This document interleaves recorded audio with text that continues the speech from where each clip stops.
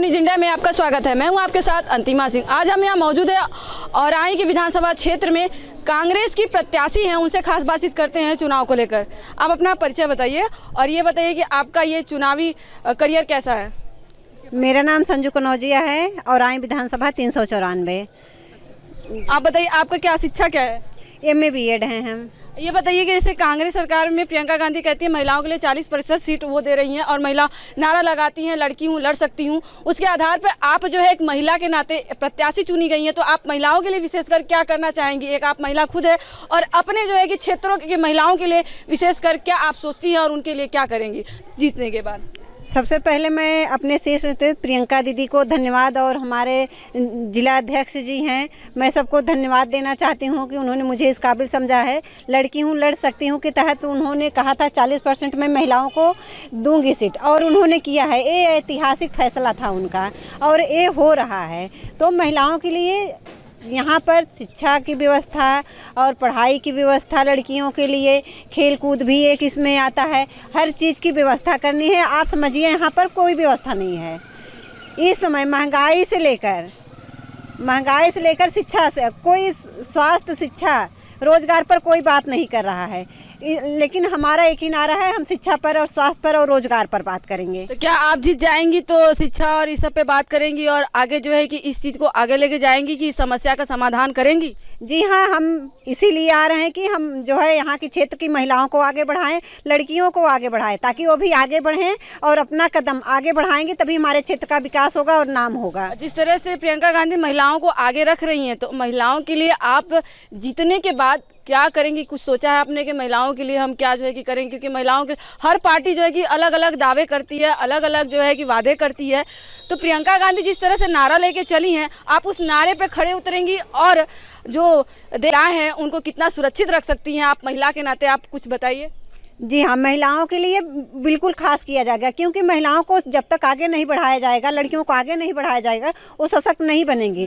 लड़कों को पढ़ाया जाता है तो एक जगह रहते हैं, लड़कियों को पढ़ाया जाता है, सशक्त बनाया जाता है और दो कुल का नाम रोशन करते हैं, ससुराल और मायके पक्ष के लिए। इसीलिए लड़कियों को आगे बढ़ाना सबसे ज़रूरी है, लड़कियों के लिए विकास करना सबसे ज़रूरी है। सबसे पहले लड़कियों को शिक्षित करना है। लड़कियाँ जब शिक्षित होंगी, जब मजबूत होंगी, अपने पैरों पर खड़ी होंगी, तभी कुछ हो सकता है, उसके पहले कोई विकास नहीं हो सकता। हमारे साथ यहाँ मौजूद है कांग्रेस के और भी प्रत्याशी, आइए उनसे भी कुछ खास बातचीत करते हैं। जी, अपना परिचय बताइए और अपना चुनावी करियर के बारे में बताइए। मेरा नाम वसीम अंसारी है। मुझे भारतीय राष्ट्रीय कांग्रेस ने भदोही से प्रत्याशी बनाया है। मैं लगभग 16 वर्षों से कांग्रेस पार्टी से जुड़ा हूं। लगभग अपने अल्पायु मतलब 15-16 वर्ष की आयु में मैंने छात्र विंग होता है निस्वाई में, उससे जुड़ा, तमाम पदों पर रहा। 16 वर्षों तक मैंने संगठन पर काम किया है। उत्तर प्रदेश के लगभग 22 जिलों में मुझे काम करने का मौका मिला है। अच्छा, आपने नामांकन आपका हो गया है कि अभी करना है? नामांकन कल हम लोगों का होगा। भदोही जिले में 3 विधानसभा हैं, तीनों का कल एक साथ हम लोग नामांकन करने जा रहे हैं। आप बताइए कि जनता को आप क्या मतलब कैसे उनका सेवा करेंगे, किस तरह से काम करेंगे जनता के लिए आप? देखिए, जनता की सेवा की बात, इस समय मुद्दे ही मुद्दे हैं। पिछले 5 साल पहले जब जो भाजपा की डबल इंजन सरकार आई, इसने बड़े बड़े वायदे किए थे। इसने कहा था कि हम आएंगे 2 करोड़ युवाओं को रोजगार देंगे, हम किसानों को उसकी आय को दुगना करेंगे, भ्रष्टाचार पर लगाम लगाएंगे, हम महंगाई पर लगाम लगाएंगे, महिलाओं की सुरक्षा पे काम करेंगे। मगर पूरा 5 साल बीत गया। पूरी तरह से जनता अपने आप को ठगा हुआ महसूस कर रही है। अब जिस विधानसभा का मैं प्रत्याशी हूँ, भदोही पूरे हिंदुस्तान को रोजगार दिया करता था। पूरे हिंदुस्तान के लोग यहाँ आया करते थे, रोजगार पाया करते थे। मगर हालात ये 5 साल और इससे पहले भी लगभग 32 सालों से कांग्रेस की सरकार नहीं है। इन 32 सालों में पूरी तरह से बेरोजगारी चरम सीमा में पहुंच गई है। अब भदोही के नौजवान को रोजगार पाने के लिए सूरत, मुंबई या पूना जाना पड़ता है। महंगाई और बेरोजगारी से आप निजात उनको दिला देंगे? निश्चित रूप से। देखिए, ये सरकार की इच्छा शक्ति पे होता है। हम वादा नहीं कर रहे हैं, हमने बहुत से वादे किए। आपने हमारी प्रतिज्ञा पत्र देखा होगा। ये हमारे वादे नहीं, हमने इन वादों को पूरा किया, क्योंकि इसलिए हमने इसको प्रतिज्ञा कहा है। अगर हमने कहा कि 2500 रुपये प्रति कुंटल धान देंगे तो हमने छत्तीसगढ़ में दिया है। हमने अगर कहा कि बिजली बिल माफ़ करेंगे तो हमने पंजाब और राजस्थान में माफ़ किया है। अगर हमने कहा है कि लैपटॉप, स्मार्टफोन और स्कूटी देंगे तो हमने विभिन्न राज्यों में दिया है। ये हमारे वायदे नहीं, हमारी प्रतिज्ञा है। 72,000 करोड़ रुपए किसानों का कर्जा माफ हमने 2008 में हम कर चुके हैं। तो हम जो हैं, हमारी सरकार थी 60 रुपये पेट्रोल क्या करती थी, आज 100 रुपये है। तो आपकी सरकार आने के बाद कितना पेट्रोल करेंगे ये भी बता दीजिए। निश्चित रूप से अगर हमारी सरकार, क्योंकि ये केंद्र का मुद्दा होता है, अगर हमारी सरकार आएगी निश्चित रूप से जो न्यूनतम रेट होता है, आज 1 लीटर में कितना टैक्स भारत सरकार ले रही है किसी से छुपा नहीं है। आज जो महंगाई दर थी उस समय 100 रुपये डॉलर प्रति बैरल था, आज उससे कम है, तो उससे कम दाम होना चाहिए था, मगर ये सरकार पूरी तरह से लूटने का काम कर रही है। आपकी सरकार जब आएगी तो आप क्या करेंगे जनता के लिए? निश्चित रूप से आपका सवाल बहुत सही है। हमारी सरकार आएगी तो हम किसानों के लिए, नौजवानों के लिए, महिलाओं के लिए हमारे पास एक विजन है, हमारा एक प्रतिज्ञा पत्र है।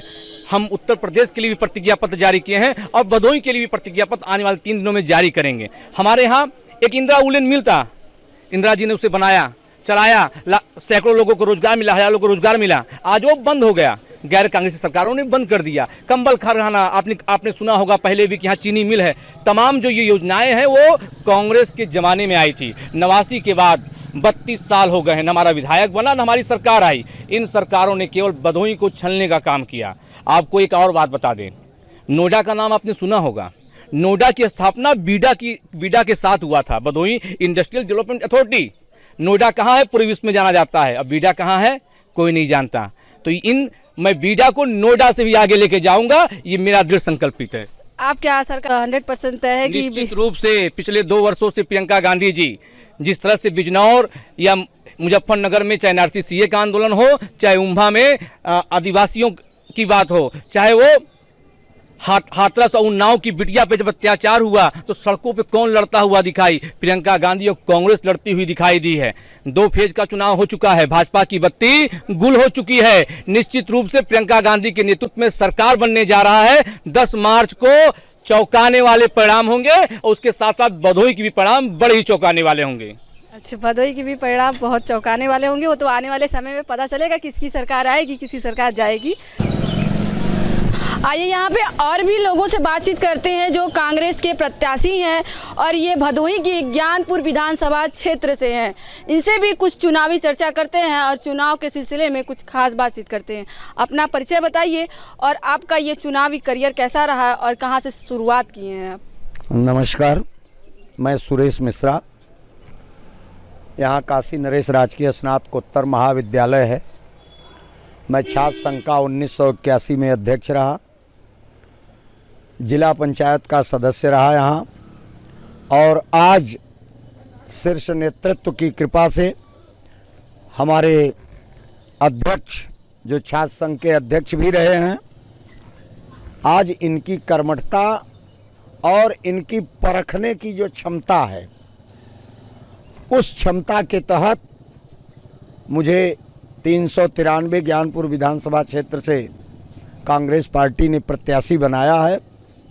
मैं बहन प्रियंका जी का, सोनिया जी का, राहुल जी का तथा अपने अन्य जो राष्ट्रीय और प्रदेश के पदाधिकारी हैं, अध्यक्ष लल्लू जी का, आप सबका धन्यवाद देता हूं। आपके चैनल के माध्यम से आभार व्यक्त करता हूं। तो मैंने तो बता दिया, हमारी राजनीतिक शुरुआत, हमारे राजनीति की नर्सरी बगल में हमारा काशी नरेश महाविद्यालय है, वहाँ से मैंने राजनीति की शुरुआत की।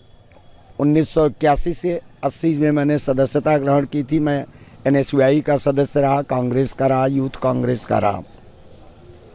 बात बोले हैं और स्वास्थ्य के लिए आप क्या करना चाहेंगे? स्वास्थ्य भी उसके लिए भी कुछ बता दीजिए। एकदम निश्चित तौर पर, क्योंकि किसी भी देश क्षेत्र काल के विकास के लिए शिक्षा और स्वास्थ्य सबसे जरूरी है। और स्वास्थ्य की हालत ये है हमारे भदोही जनपद की, आप यहाँ से 1 किलोमीटर दूर जाएंगे, जिलाधिकारी और SP, मैं इसलिए भ्रष्टाचार की बात किया, यहाँ से जाएंगे जब आप तो जिलाधिकारी और SP साहब का कार्यालय है, सारी जांचें, सारी इंक्वायरियां होती हैं। उनके नाक के तले जब बहुजन समाज पार्टी की सरकार थी, एक यहाँ जिला अस्पताल का शिलान्यास हुआ, उसका निर्माण कार्य शुरू हुआ। वो भ्रष्टाचार की इस तरीके से भेंट चढ़ा, बसपा भी खाई, सपा भी खाई, भाजपा भी खाई, और वो अस्पताल आज तक अधूरा पड़ा है। यहाँ कोई गरीब आदमी बीमार होता है, वो पैसे के अभाव में सिसक कर दम तोड़ देता है, क्योंकि वो बनारस और इलाहाबाद इलाज। अच्छा, आपकी बातों से लगता है कि आपकी सरकार आने के बाद इस सब चीज़ों से इंसान को मुक्ति मिल जाएगी? निश्चित तौर पर संघर्ष एक ऐसा रास्ता है। हम लोग कांग्रेस के पीरियड में भी राजनीति करते थे, NSUI यूथ कांग्रेस के पदाधिकारी रहे। आपने सुना कि यहाँ के 3 विधानसभा क्षेत्रों से तीनों प्रत्याशी कांग्रेस के, उन्होंने अपने अपने अलग अलग दावे पेश किए और जनता के लिए और उसमें महिलाओं के लिए क्या क्या करना है क्या नहीं करना है वो आपने सुना।